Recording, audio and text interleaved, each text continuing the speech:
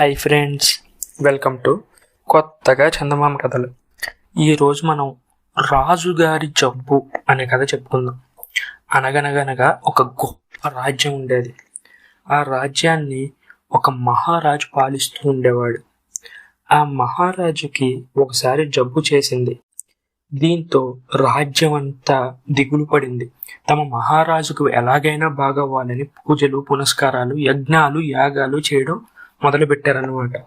లోకమంతా రాజుగారికి జబ్బు వచ్చిందన్న సంగతి అదేదో ఒక అద్భుతంలాగా, ఒక అపూర్వమైన విషయంలాగా చెప్పుకున్నారు. వింత రోగం, రాజరోగం, కొంత రోగం, కొంత భోగం, కూడు నిద్రల లోటు ఉండదు, ఉండదేమీ నొప్పి అన్నారు. అంటే రాజుగారికి వచ్చిన రోగం ఒక వింత రోగం అట.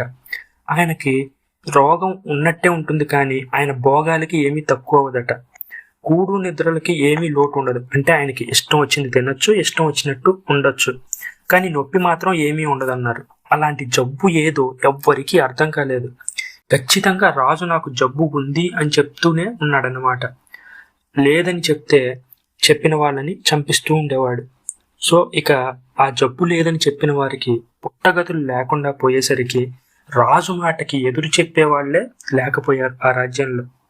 రాజు తనకి జబ్బు ఉందని, తన జబ్బు నయం చేయించిన వారికి కోరినంత ధనం ఇస్తానని రాజ్యం అంతా ప్రచారం చేయించాడు, చాటింపు వేయించాడు, డప్పులు కొట్టించాడు. రాజు జబ్బుకి మందు కొదవ, డబ్బుకు వైద్యులు కొదవ అన్నట్టు కుప్పలు తప్పలుగా వచ్చారు వైద్యులు. మీ జబ్బు మేము నయం చేస్తాం, మీ జబ్బు మేము నయం చేస్తామని. ఒక్కరు కూడా అసలు అదేం జబ్బు, అసలు తగ్గించకపోతే మన పరిస్థితి ఏంటి, చనిపోతామా అని ఏం ఆలోచించకుండా వచ్చారన్నమాట. ఆ జబ్బు నయం చేయించలేని వైద్యుల్ని ఆ రాజు చంపేసి రాజభవనానికి వేలాడదీయించేవారు వాళ్ళ శవాల్ని. మందులిచ్చేవారు ఎంతో మంది వచ్చారు, కానీ వచ్చిన వారెవ్వరూ తిరిగిపోలేదు. అందరినీ భటులు ఉరితీయించి వారి శవాల్ని కోటగుమ్మానికి వేలాడదీసేవారు. దీంతో ఈ విషయం ఆ ఊరు ఈ ఊరు పాకి రాజ్యంలో ఉన్న వైద్యులందరూ తల్లడిల్లిపోయారు. వైద్యులందరూ కుదిరిన వారు కుదిరినట్టు పొరుగు రాజ్యానికి పారిపోయారు. పారిపోయే దారిలో ఉన్న కొంతమందిని భటులు పట్టుకొని వాళ్ళని రాజా దగ్గరికి తీసుకొస్తే వాళ్ళు రాజుని పరీక్షించి ఏ జబ్బో చెప్పలేకపోతే రాజు వాళ్ళని చంపించేశాడు. అయితే లాస్ట్కి ఒక ఇద్దరు వైద్యులు మాత్రం రాజభటులకి చిక్కారు. వారిద్దరిని భటులు రాజు దగ్గరికి తీసుకొస్తే వారిలో మొదటివాడు రాజుని చూసి, అబ్బే మీకు ఎటువంటి జబ్బు లేదు రాజా, అసలు మీకు జబ్బే లేదు అని అలా పలికాడో లేదో కానీ వాడిని ఉరి తీసేయమని రాజు ఆజ్ఞాపించాడు. ఆ తర్వాత రెండో వాడు మాత్రం, రాజుగారు మీకు చాలా ప్రమాదకరమైన జబ్బు ఉందండి, కానీ బ్రతక నేర్చిన సుఖశాలి చొక్కా మీరు వేసుకుంటే మీ జబ్బు తగ్గిపోతుంది అని చెప్పాడనమాట. వెంటనే రాజదూతలు, భటులు, గూఢచారులు అందరూ రాజ్యం మొత్తం స్ప్రెడ్ అయిపోయారు, పక్క రాజ్యాలకు వెళ్ళారు అసలు సుఖశాలి ఎక్కడున్నాడు అని వెతకడానికి.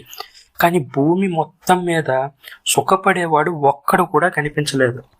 చివరికి ఒక భిక్షగాడు మాత్రం సంతోషంగా నేల మీద పడుకొని ఏ కష్టాలు లేకుండా పాడడం చూసి వాడిని పట్టుకుని రాజుగారి దగ్గరికి తీసుకొచ్చారు.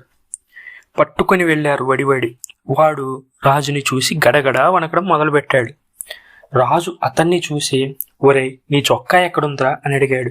దొర, నాకు చొక్కానే లేదు దొర అని వాడు చెప్పినప్పుడు రాజు ఇది విని జ్ఞానోదయం చెందాడు.